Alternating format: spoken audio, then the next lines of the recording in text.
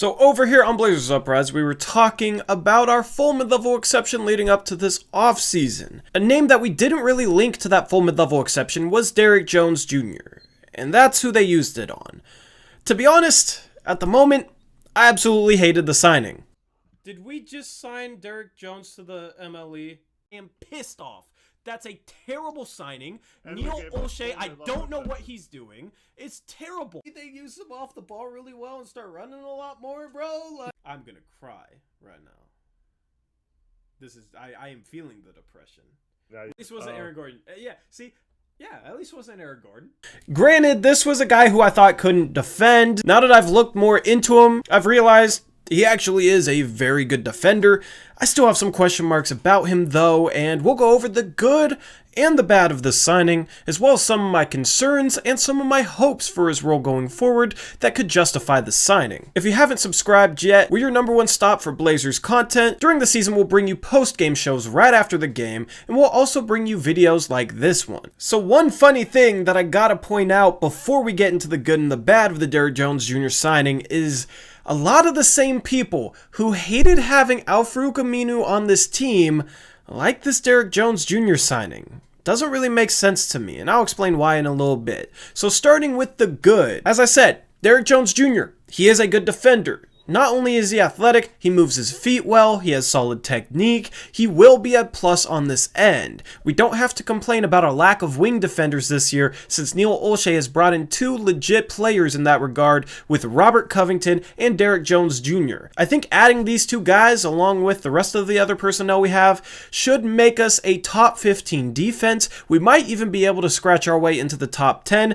which is a far cry from our 28th ranked defense last year. So defensively, I love this signing on that end. Derrick Jones Jr. is also a good finisher. It's not just due to his athleticism. He would definitely prefer to just rise over people and dunk the ball, but in general, he's just a good finisher. He finished really well around the rim last year, and this is probably the best aspect of his offensive game. His athleticism, as I say, is top-notch. He's a dunk contest champion, and it's been a long time since the Blazers have had a high flyer quite like this. He will be fun to watch, and we should have some amazing dunks from him to talk about this season. I'm looking forward to it because it's been a while since we've had a consistent rotation player that can put a poster on somebody quite like Derrick Jones can. And lastly, his age. He is 23 years old, so I do have some hope for improvement. Now, the mistake I see a lot of people making is assuming that since he's 23 years old, he's automatically set to improve. That isn't necessarily the case. Tons of players don't improve from the age of 23 to the age of 25. You shouldn't automatically assume that he's going to improve. I think that's a mistake. And in regards to the most important area in which he needs to improve, it's the first thing I have listed under the bad things about this signing, and that is his shooting. Now, 2 years ago, he shot 31% from the three-point line. This past year, he shot 28%, so he regressed a little bit, which is exactly why you shouldn't automatically assume that he's going to improve just because he's 23 years old. He didn't improve from 22 to 23, so it's not a given that he'll improve from 23 to 25. Shooting is the #1 area in which I hope he can take a step up this season. If Derrick Jones Jr. is a 35% three-point shooter, then this is a good signing. If he remains a 28% three-point shooter, then it provides a lot of issues with how he's incorporated into our team, and I'll get into those right now. The next 2 issues don't necessarily have to do with his game, it just has to do with his style of play not fitting into our team's system. He's a guy who loves to play in the open court. It makes sense because he's an athletic freak. The problem is, our Portland Trail Blazers don't run all that much. We don't get out in transition, and we haven't for a few years. It doesn't matter who's on the court, we don't really like to push the pace. That's a problem with Derrick Jones Jr.'s game because he is definitely a worse offensive player in the half court than he is in the full court. I'm hoping that getting a guy like this will lead the team to pushing the pace more, but I don't think the Portland Trail Blazers are going to change the way they play just for Derrick Jones Jr. Hopefully they do because he's far better on the break than he is in a half-court offense, and further compounding his fit issue in the half-court offense is that our half-court offense is actually pretty stagnant. Last year we were last in the league in terms of assists, and we've been ranked near the bottom 5 for the past few. A lot of our movement comes from guys like Dame, CJ, Gary Trent Jr., Rodney Hood running around the arc. we don't utilize much movement involving players cutting to the rim. We don't have many back screens. We don't have much motion in our set half-court offense that could potentially free Derrick Jones Jr. up for inside buckets, whether it's a pass to him cutting and then him finishing around the rim, or a backdoor lob. Miami does a great job of this, so they were able to properly utilize Derrick Jones Jr. in their half-court offense. The problem is, our offenses ran nothing like Miami's. Our offense is super stagnant, and if he's a guy who's just standing on the perimeter, not only does that compound his shooting issues, since he'd probably end up being a spot-up shooter when his defender collapsed onto a driving Damian Lillard or CJ McCollum, but it also doesn't get him the interior buckets in which he excels at. These main things are why I didn't like this signing. I don't think he's a good fit in a Terry Stotts-led offense, and I don't have much confidence that Terry Stotts is going to change that offense. If he does, if he properly utilizes Derrick Jones Jr., then this signing will be better. However, if he doesn't, then I will be complaining all year about how we're not utilizing Derrick Jones Jr. properly and we're just sticking him in the corner, much like we did with Evan Turner and his horrible three-point shot for stretches. In that scenario, I would blame Stotts as much as Olshey, and honestly, I feel like if Jones was struggling because he wasn't being utilized properly,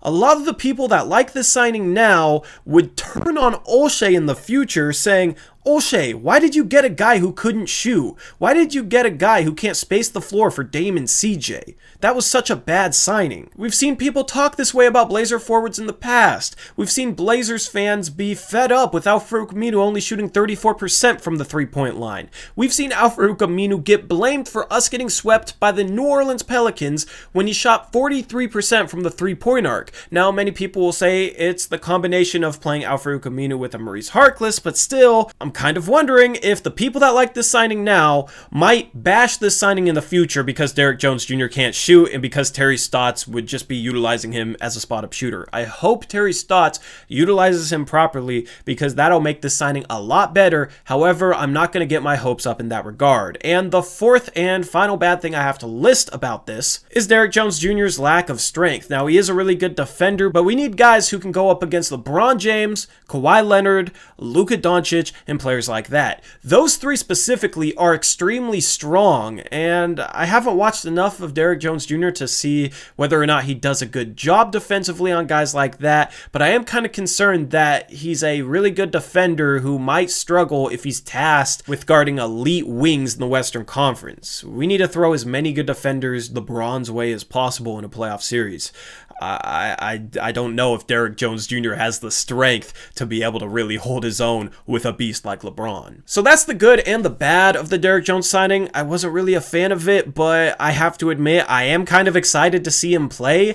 I am kind of intrigued to see if Terry Stotts actually switches things up in order to properly utilize a guy like Derrick Jones. However, in the most optimistic scenario, Derrick Jones Jr. would become a serviceable three-point shooter. Al-Farouq Aminu was a horrible three-point shooter during his first 5 years in the NBA before he came to Portland, and then he had a huge uptick in three-point efficiency and became a somewhat reliable three-point shooter. I'm hoping Derrick Jones Jr. can do the same. I don't assume it will happen. I've had a lot of people point out Al-Farouq Aminu's shooting jump when he came to Portland. I don't think that it's necessarily going to happen for Derrick Jones Jr. because he did get phenomenal shots in Miami. However, I hope Derrick Jones Jr. gets in the lab with Damian Lillard, CJ McCollum, or whoever he needs to in order to truly hone in his three-point shot. Honestly, his form isn't that bad. He has a little bit of an elbow hitch on his release. A lot of times, from what I've seen, his misses fall short. If he can become a 35% three-point shooter, a lot of the fit issues in our offensive system aren't really a problem anymore. You know, we utilize our forwards too heavily as spot-up shooters, but if he can shoot threes well enough to fit in that role, then that'll be fine. And then maybe defenders will close out hard on him and then he can drive the lane and utilize his athleticism as a slasher. That's the most optimistic hope for me. If Derrick Jones Jr. becomes a 35% three-point shooter or somewhere in that range, this will be a good signing. If not, we'll have to wait and see how Stotts utilizes him because Stotts is going to have to utilize him a lot differently than he's utilized a lot of his forwards in the past on the offensive end. So anyway, let me know what you think about this Derrick Jones Jr. signing down down in the comment section below. I know a lot of people disagreed with my initial take on this. I know a lot of people agreed as well. So I'm trying to look at it on both sides and view the positives and the negatives and some of the question marks that regard this signing. For those of you who love this signing, hopefully you can understand the question marks I have in regards to it and why I need to watch him play in a Terry Stotts coached offense before I can be on board with this type of move. So with that, that's a wrap for this video. Thank you all for watching. As always, peace out. Go Blazers.